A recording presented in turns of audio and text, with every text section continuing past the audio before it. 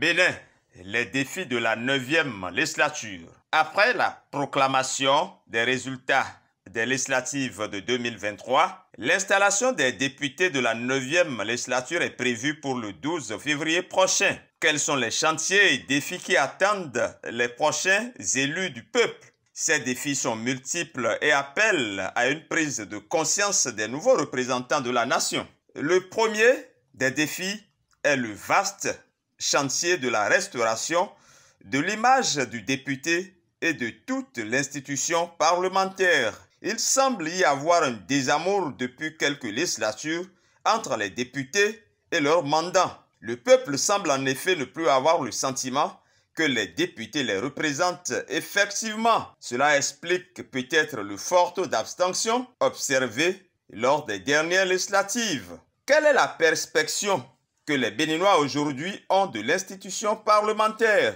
Le Parlement joue-t-il effectivement son rôle d'institution de contre-pouvoir? Le Parlement béninois vient de sortir d'une 8e législature qui n'a connu que les députés d'un seul camp, des députés qui soutiennent tous les actions du gouvernement. Cette 9e législature consacre le retour de l'opposition au Parlement. C'est peut-être déjà une certaine restauration de l'image de l'institution parlementaire qui a peut-être commencé. Le deuxième chantier est un chantier aussi important. C'est en effet celui de l'une des missions du Parlement qui est le vote des lois. Les députés ont l'initiative des lois concurremment avec le gouvernement. Combien de députés initient réellement des lois qui ont un impact direct sur le vécu ou qui tiennent compte de la préoccupation des Béninois? Une production législative abondante n'est pas forcément une production qualitative.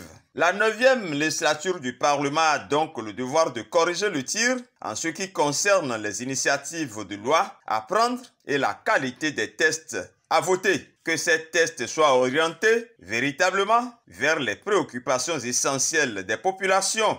Le troisième et dernier chantier est celui du contrôle de l'action du gouvernement. Il est admis généralement que les dernières législatures du Parlement ont vraiment péché dans ce domaine. Certains n'hésitent pas à affirmer que le contrôle de l'action gouvernementale est le talon d'Achille de la 7e législature et encore davantage de la 8e législature. La Constitution béninoise et le règlement intérieur de l'Assemblée nationale ont pourtant donné des moyens à la représentation nationale pour l'exercice ou l'accomplissement de cette mission. Il s'agit des questions au gouvernement, des interpellations et des missions de contrôle et de vérification. La présence d'élus de l'opposition dans la prochaine Assemblée nationale va certainement changer quelque peu la donne avec leur présence au sein des instances dirigeantes du Parlement. Le peuple béninois attend de cette législature qu'elle remplisse pleinement sa mission.